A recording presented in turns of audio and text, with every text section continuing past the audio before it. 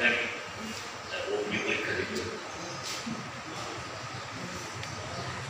রামস্বামী নায়িকা নায়িকাটা হচ্ছে পরিবার প্রদত্ত জরুরি। উনি যখন থেকে সামাজিক আন্দোলন সক্রিয় হলে তিনি আস্তে আস্তে নায়িকার পদবিটা পরিষ্কার করার চেষ্টা করলেন। সময়টা গত শতাব্দীর প্রথম দিকে। প্রসঙ্গত উল্লেখযোগ্য 3 এবং 4 দশকে সমাজবাদী নেতা রাম মনোহর লোহিয়া পদবী বর্জন, পদবী পরিবর্তন, পদবীকে সংক্ষেপ করা এর একটা আন্দোলন করেছিলেন, যাতে জাতি ব্যবস্থায় ধাক্কা লাগে। ওটা সফল হয়েছে তা বলা যায়। কিন্তু রামস্বামী পেরিয়ার যে আন্দোলনটা তৈরি করেছিলেন, তাতে আপনারা লক্ষ্য করে দেখতে পারেন যে দক্ষিণের বহু মানুষের নাম আছে। ধরুন, তার নাম হচ্ছে DMD কৃষ্ণা। কৃষ্ণা তার নাম, DMD সংক্ষিপ্তকারে হয়তো তার পদবী, তার গ্রামের নাম এবং বাবার নাম। ফলে পদবী দেখে নাক সেটকানো এটা আমাদের বাঙালি সংস্কৃতিতে যে ভালো চালু আছে। হয়তো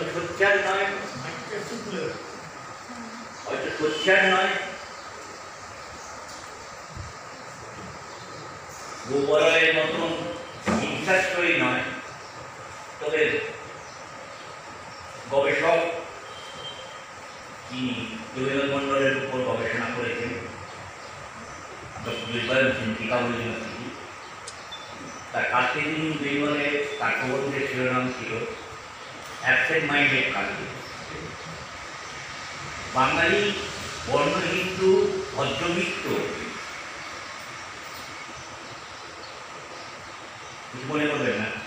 বাংলার নবজাগরণে চোরাই মধ্যে এত বেশি পরিমাণে নেশাগ্রস্ত, যদিও আমি নবজাগরণী যারা পথপ্রদর্শক বলা হয় তাদের সততা অসততা নিয়ে আলোচনা করব না। কিন্তু নবজাগরণের যে অধিকতন, সেটার ফলে কাউবেল্টের জাতভেদ ব্যবস্থার যে হিংসাশ্রয়ী রূপ, সেটা হয়তো তুলনামূলকভাবে কম হলেও ওই বইটি পড়লে বোঝা যায়। কাজকে নিউ বেঙ্গল আরও অনেকেই লিখেছেন, শেখর বন্দ্যোপাধ্যায়, সর্বাণী বন্দ্যোপাধ্যায়, একাডেমিক পড়েছেন। তো গুরুত্বপূর্ণ আপনারা দেখে নিতে পারেন। এগুলো 3 দশকে বিশ্বযুদ্ধ শুরু হওয়ার আগে পর্যন্ত আত্মমর্যাদার আন্দোলন যিনি অর্গানাইজ করেছিলেন, সেটা একটা বিরাট সাড়া পড়ে তামিলনাড়ুতে। সম্ভবত তখন মান্দার রেসিডেন্সি বলা হতো। আজকাল এই কোভিড-19 কল্যাণে একটা ওই ফিজিক্যাল ডিস্টেন্স, শারীরিক দূরত্বের একটা ব্যাপার আছে। তামিলনাড়ুতে বা দক্ষিণ ভারতে ওটা একটা সামাজিক দূরত্ব হিসেবে প্রতিষ্ঠিত ছিল। দুটো উদাহরণ দিই, খুব ভয়াবহ লাগে। একটা ধরুন, কোনো দোকানদার জিনিস বিক্রি করছে, সে বৈশ্য সম্প্রদায়ের লোক, বর্ণ হিন্দু, এবং ক্রেতা হচ্ছে অস্পৃশ্য, শূদ্র, অতিশূদ্র, হরপ্রসাদ শাস্ত্রী ভাষায় পঞ্চমা। সে যখন টাকাটা দিচ্ছে, সে দোকানদারকে স্পর্শ করছে না, তার সাথে তার কাজ না। একই সাথে বিক্রেতা দোকানদারও দিচ্ছে একটা পাত্রে, তুলে দিচ্ছে, ব্যাগের মধ্যে করে নিচ্ছে ক্রেতা অস্পৃশ্য, শূদ্র বা অতিশূদ্র। এটা হলো একটা দিক, নিত্যদিনের বিচার। রুগী বা রুগী ডাক্তারের কাছে গেল। সাধারণ ক্ষেত্রে ডাক্তার কোনো রোগীকে পরীক্ষা করেন এইভাবে, একটা স্টেথোস্কোপ ব্যবহার করেন, হাতের নাড়ি দেখেন, চোখ দেখেন, জিভ দেখেন। তামিলনাড়ুতে এসব পারিবারিক স্পর্শের প্রশ্নই নেই। রোগী বা রোগিনী তার লক্ষণগুলোর অসুবিধাগুলো জানালো, ডাক্তার মোটামুটিভাবে ওষুধ লিখে দিল, বেশিরভাগের সুচিকিৎসা হলো না, এটা বলা হবে। ভদ্রলোকরা, সম্পন্ন লোকেরা তুমি বা তুমি বলে, আপনি বলেন। এই দেখা গেল যে তামিলনাড়ুতে তুমি এবং তুমি শুনতে অভ্যস্ত মানুষের সংখ্যা বিরাট। এরা হলেন আত্মমর্যাদা আন্দোলনের পেরিয়ারের অনুগামী আন্দোলনকারী। আন্দোলন কি হলো? প্রথম পর্বে একদম বিপাক সাদাশির আন্দোলন, তখন বেশি বলা হতো দিয়েছি ডিস্ট্রিক্ট কালেক্টর, ডিস্ট্রিক্ট ম্যাজিস্ট্রেট এখন দেখতে পাবে। তার দপ্তরে ডেমনস্ট্রেশন, পুলিশ ধরে নিয়ে গেল, সাদামাটা তাদের কোনো একটা কাছাকাছি জেলখানায় কিংবা কোর্টে কোনো একটা জায়গায় গিয়ে তাদের সন্ধ্যেবেলা ছেড়ে দেবে। এটা যথেষ্ট মনে করবেন না পেরিয়ার, তখন পেরিয়ার একটু জঙ্গি আন্দোলন। সেটা কি ওই ডিস্ট্রিক্ট কালেক্টরের অফিসে ওদের যে দাবিপত্র, 13 দফা দাবিপত্র, এই 13 দফা দাবিপত্র মধ্যে সিলেবাস বদল হতে আরো অনেক কিছু, শিক্ষা, education for all, water for all, গ্রামের দিকে ইদারা বিভাগ, স্কুলে একটা জায়গায় বসতে পারত, যদিও স্কুলে শূদ্র বা অতিশূদ্রদের সংখ্যা কম ছিল। এই সমস্ত দাবিপত্রগুলো ডিস্ট্রিক্ট কালেক্টরের অফিসে জমা দিতে প্রত্যেকেই এক এক করে কপি নিচ্ছে, অফিসের মধ্যে একজনের ক্ষেত্রে ঢুকে পড়ছে এবং ফাঁকা চেয়ার করে বসে পড়ছে, যে অফিসার আসছেন তাকে দিচ্ছে, যে যথারীতি সে বিরক্ত হচ্ছে, তখন ক্যাটাগরি কাগজপত্র উঠে রাখে। ব্রিটিশ পুলিশ নৃশংস একটা পুলিশ সত্যচারের একটা নমুনা পাওয়া যায়, সেটা হচ্ছে ওই যারা আন্দোলনকারী তাদের গ্রেপ্তার করে টাকা পয়সা কেড়ে নিয়ে 30-40 কিলোমিটার দূরে শহর থেকে তাদের ছেড়ে দেওয়া হতো, তার কষ্ট করে এই অত্যাচারে আন্দোলন থামে।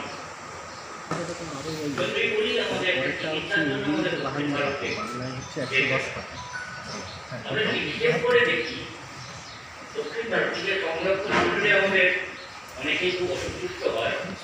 সংরক্ষণটা প্রায় সংরক্ষণের কোটা পূর্ণ হওয়ার পরে ডাক্তার ইঞ্জিনিয়াররা প্রচুর পরিমাণে হওয়ার পরে চিকিৎসা ব্যবস্থার একটা বিরাট উন্নতি হয় এবং সেটা হয়,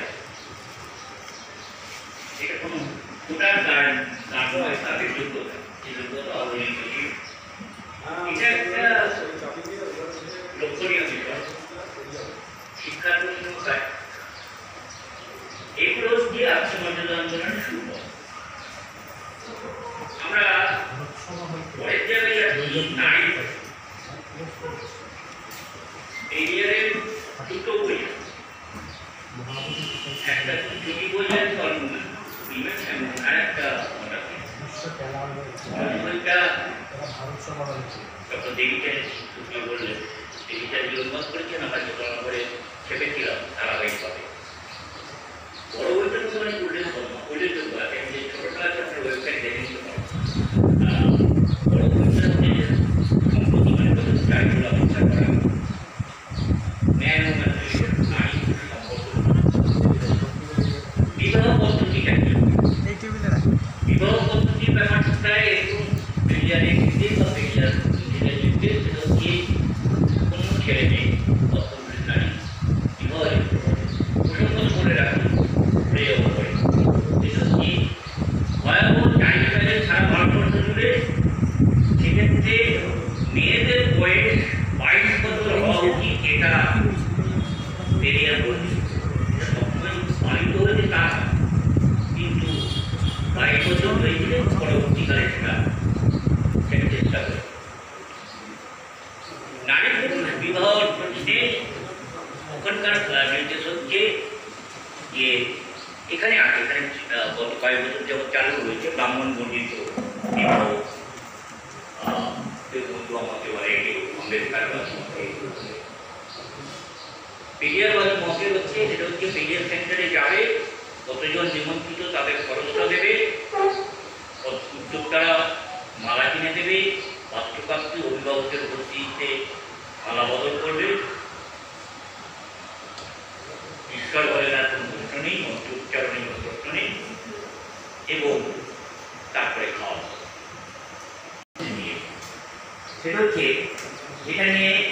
বিতর্ক হয়েছিল, পরে সেটা ক্লিয়ার করা গেছে। একটা জায়গায় বলছে nobody should not pay for sex, এক জায়গায় ক্লিয়ার বলছে। আর একটাই বলছে you have to pay for the sex। কোথায় বলছে nobody for the pay for the sex? সেটা হচ্ছে যে মেয়েদের সম্পর্কে তিনি বলছেন, ওই নচিকেতার গানে যে মেয়েটা প্রতিরাতে বদলায় হাতে হাতে তার অভিশাপ নিয়ে চলায় দিব, এই যে এগেন্স্ট পেমেন্ট সেক্স, এখানে উনি বলছেন nobody should pay for sex। আর একটা জায়গা এটা নিয়ে ইদানিংকালে খুব চর্চা হয়েছে, সারা বিশ্ব দুনিয়ায় গত 3-4 দশক ধরে কাজ হচ্ছে ডোমেস্টিক ওয়ার্ক, গৃহস্থ মেয়ে। এখানে পেরিয়ারের নির্দেশ খুব অসাধারণ। পেরিয়ার বলছেন যে তোমার স্ত্রী, তুমি চাকরি করো, তোমার স্ত্রী তোমার গৃহিণী বা তোমার জীবনসঙ্গী যাই না বলা যায়, তিনি বাড়ির কাজকর্ম করেন, তিনি সন্তান পালন করেন, তিনি গর্ভধারণ করেন, তিনি বাড়ির দায়িত্ব যখন পালন করেন উইকেন্ড ইউল টু পে। এমন পর্যন্ত তুমি তার সাথে যে শারীরিক মিলন ঘটাচ্ছ you'll to pay for the sex. একটা জায়গায় বলছেন nobody should not pay for sex, আর এখানে এখন বলছেন you'll to pay for the sex. নারী বইটার মধ্যে পাওয়া যায় সঙ্গ, শারীরিক মিলনের ক্ষেত্রে উভয় সম্মতি বেঁচে রেখে করাটা অপরাধ এবং রেট আজকের অনেকে, কিন্তু আজ থেকে প্রায় 100 বছর আগে এগিয়ে গেল। এইবার আসি সময়ের অভাব, সমাজবাদের প্রতি আগ্রহ, নাস্তিকদের কথা বলি, নাস্তিক প্রভাব। এরিয়ার প্রথম 5-6 বছর বাদে পড়াশোনা যখন শুরু করলেন দেখলেন যে ব্রাহ্মণদের যে ধর্মগ্রন্থ প্রধানত যে 4টি, এই 4টি ধর্মগ্রন্থে প্রত্যেকটার মধ্যে মানুষকে মর্যাদাহীন করে রাখা, বেশিরভাগ মানুষকে মর্যাদাহীন করে এবং বেশ কিছু মানুষকে আনডিউ, তাদের পাওয়ার কথা নয়, তাদের মর্যাদা দান করা হলো। সুতরাং ধর্মগ্রন্থগুলোর উৎস হচ্ছে ঈশ্বর বিশ্বাস। সেই ঈশ্বর বিশ্বাসকে নাকচ করছেন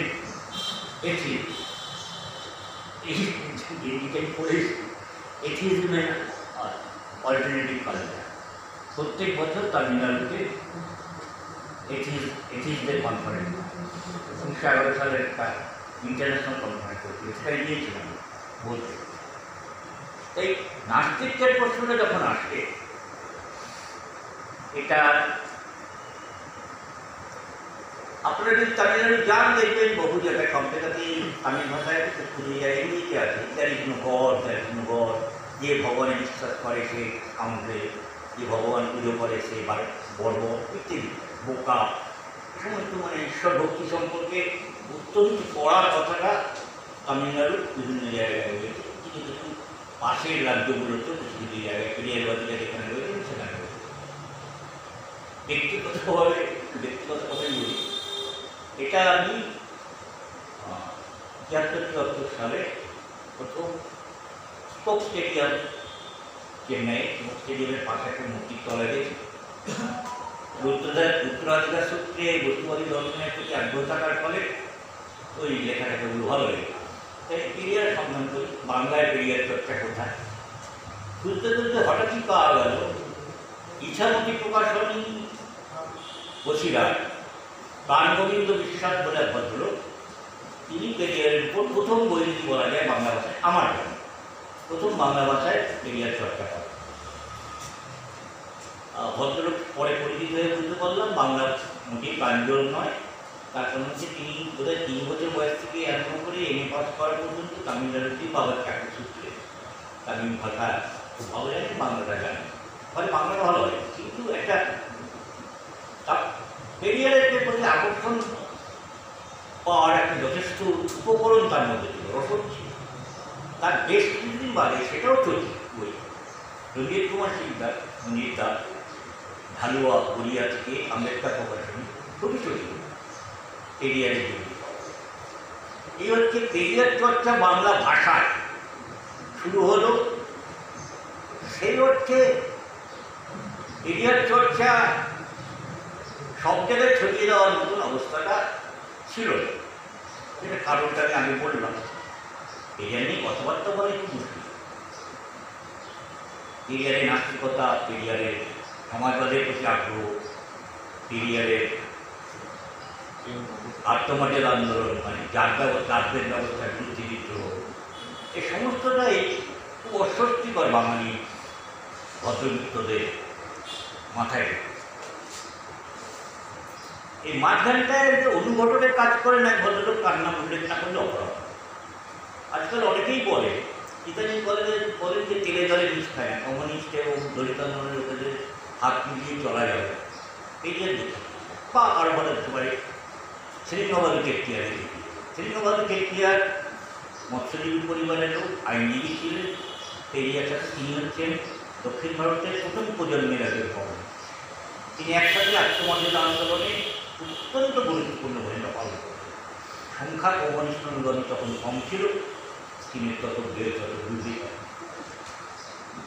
তা এই ভদ্রলোককে পাওয়া যাচ্ছে একটা দীর্ঘ সময় ধরে পেরিয়ারকে অ্যাসিস্ট করা। পেরিয়ারের বোধহয় একসাথে বহু সভা করেছেন, জেলে গেছেন, নিজে মামলা করেছেন পরবর্তীকালে। এই আত্মমর্যাদার আন্দোলনের এই জায়গাটা শ্রীনবাদু চেটিয়ারের কাছে সোভিয়েত ইউনিয়নের সমাজবাদ সম্পর্কে খবর পাওয়ার পরে, কিছু বর্ণনা পাওয়ার পরে, তার আগে পর্যন্ত পেরিয়ার সোভিয়েত ইউনিয়ন সম্পর্কে খুব একটা ওয়াকি বলছিলেন। তারপর তিনি একটা সোভিয়েত ইউনিয়ন বলতে গেলেন, তিনি গেলেন বললে ছোট্ট কয়েকটা ঘটনা বলি। আপনার ওই বইটা যেটা মাই চিত্র সোভিয়েত ইউনিয়ন, সেই বইটাতে রয়েছে, আরো অন্যান্য জায়গায়ও পাওয়া যায়, ইয়াদা থেকে পাওয়া যায়। ওনার যে পত্রিকার বই থেকে সেটা একটা সংকলন হয়েছে, রিভোল্ট সম্ভব হয়, রিভোল্টের সম্ভব রিভোল্টটা যাই হোক, সেটা বলবো। এখানে যেরকম হচ্ছে উনি একটা জায়গায় একটা মাছ করে গেছে, কখন মিলে ৫,০০০ লোকটা তাকে গাইড করছেন। ওই ব্যাংকিং ডিরেক্টর তো বলছে না, সেখানে ওখানে তাকে সাথে রয়েছে, আরো কয়েকজন রয়েছে, অনুবাদক রয়েছে। উনি একটা কাপড়ের মেশিনে কলা মিশিয়ে একটা পা দেখছে মহিলা, তো বের করতে বললেন যে কে বেরোলো, একটা দাওয়াত করলো, অনুবাদ করে দেওয়া হলো। তো উনি মজুরি জিজ্ঞেস করলেন। বিস্ময়কর হচ্ছে ওই ৫,০০০ লোকের কটন মিলের সর্বোচ্চ পদে যিনি দায়িত্ব আছেন, আর তিনি সে হচ্ছে অদক্ষ শ্রমিক মহিলা, এই দুজনের মাইনের তফাৎ খুবই সব। এইটা হচ্ছে এই সমাজবাদের তারা দুপুরবেলা সেই ক্যান্টিনে ওয়ার্কারদের সাথে খাওয়া দাওয়া করলেন, যথেষ্ট পরিমাণ খাওয়া, ওপেকে পেমেন্ট, সম্ভবত ওই আমরা যেটাকে পয়সা বলি, ওপেকে পেমেন্ট হচ্ছে, সমস্ত ভালো ভালো খাওয়া, মাংস, রুটি, পনির ইত্যাদি এবং ভর্তা। তা এটা হচ্ছে সমাজবাদের তার ভাষাটা একটা স্পর্শকাতর ব্যাপার চিরকালই পেরিয়ে গেছে। একটা ভাষা নিয়ে খুব একটা প্রসঙ্গত করে রাখি যে তামিল ভাষা নিয়ে ওনার যে গর্ব, সে প্রশ্নে উনি দাবি করতেন, লোকেরা বিশ্বাস করে যে তামিল ভাষা সংস্কৃতের কেউ কাছে, এটা উনি দাবি করতেন।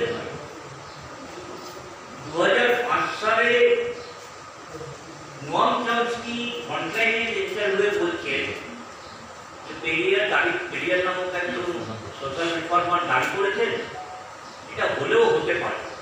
ফ্রন্টলাইনে বেরোবার পর তামিলনাড়ুর উৎসব শুরু হয়েছে। রাশিয়ায় গিয়ে জিজ্ঞেস করলো, রাশিয়ানকে জিজ্ঞেস করলে যে তোমরা কি এতগুলো দেশ, উজবেকিস্তান, ইউক্রেন, আজারবাইজান, সেখানে কি তোমরা দুঃখটা কাটিয়ে দিচ্ছ?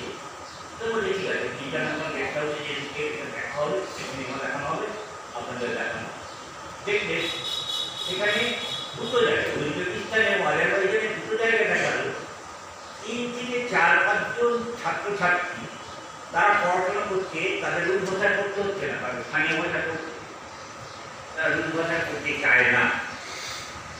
অর্থাৎ মস্কো হেজিমনি বা রাশিয়ান হেজিমনি বলে যে অভিযোগগুলো করা হয় স্টালিনের ক্ষেত্রে, সেটাকে কাটা যায় হচ্ছে এই এক্সপেরিমেন্ট। নাস্তিকতা হলো, রাশিয়া কমল হলো, সমাজবাদ হলো, শেষ হবে। 1947 সালের 15ই আগস্ট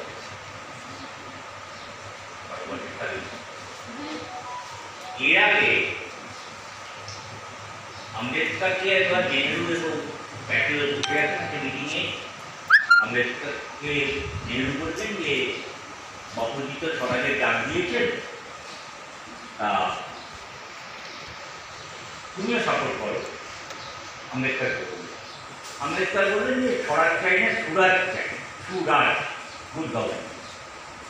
আমি যে দুটো তফাৎ কি? নেহরু বললেন, প্যাটেলও বললেন, বলে স্বরাজ হলে এই মামুনদের নিয়ে দুজনকে মামুনদের নিয়ে ব্যবস্থা হবে, আর সুরাজ হলে সকলের নিতে হবে। এটা 3-এর দশকের শেষের দিকে, এই ভিতরে একটু আছে। 47-এর 15ই আগস্টের পরে কমিউনিস্টরা এই আজাদি ঢুকায় করবে, ঠিকই বলে, কিন্তু পেরিয়ার কি করলে 1947 সালের 15ই আগস্ট ছিল ফ্রাইডে, শুক্রবার। 15 পরের দিন 16 তার 7 দিন বাদে 23 তারিখে মাগুরায় একটা কনফারেন্স, বিরাট জমা। কারণ প্রত্যেকেই জানতে চান এই নতুন নতুন স্বাধীনতা প্রাপ্তি হয়েছে, পেরিয়ার সাহেব কী বলে, পেরিয়ার কী বলে, এটা শুনবার জন্য প্রচুর ভিড়। সেক্ষেত্রে পেরিয়ার বলবেন, অনেক কিছু বলবেন, কার কাছ থেকে ইকোনমি কার কাছে গেছে ইত্যাদি বলার পরেও উনি বললেন 1947 সালের 15ই আগস্ট ভারতবাসীর, দেশবাসীর সবচেয়ে দুঃখের দিন। ফল যা হয় তার বোধহয় 2 দিন না 3 দিন বাদে ওনাকে উনি এবং আরও কয়েকজনকে গ্রেপ্তার করা হয়। ভারতবর্ষে কোট স্বাধীন ভারতবর্ষের প্রথম রাজনৈতিক বন্দীর নাম হচ্ছে রামাস্বামী পেরিয়ার। আজকের যদি এই হিন্দুত্বের এই রণহুঙ্কারের সময় আজকের যদি কষ্ট কল্পনা, যদি পেরিয়ার বেঁচে থাকতেন, জাতিভেদ ব্যবস্থার বিরুদ্ধে কথা বলতেন, অস্পৃশ্যতার বিরুদ্ধে কথা বলতেন, যদিও আনটাচেবিলিটি, টিকিবাবু একটা বই আছে আনটাচেবিলিটি, প্রায় 13,000 গ্রাম ভারতবর্ষে ঘুরেছেন, সেখানে এখনও আনটাচেবিলিটি আছে। এই কিছুদিন আগে বইটা দেখি, আপনার পেয়ে যেতে পারে। সেখানে রাজস্থান এবং গুজরাটে ওর সবচেয়ে বেশি, সেটা আলাদা বলে। আনটাচেবিলিটি সারা ভারতবর্ষের প্রায় সব রাজ্যে আছে। আজকের যদি পেরিয়ার জীবিত থাকতেন, তার মস্তিষ্ক এবং শরীর যদি সক্রিয় থাকত, তাহলে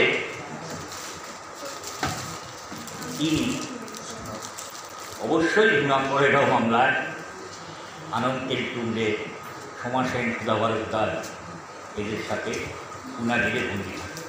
ধন্যবাদ।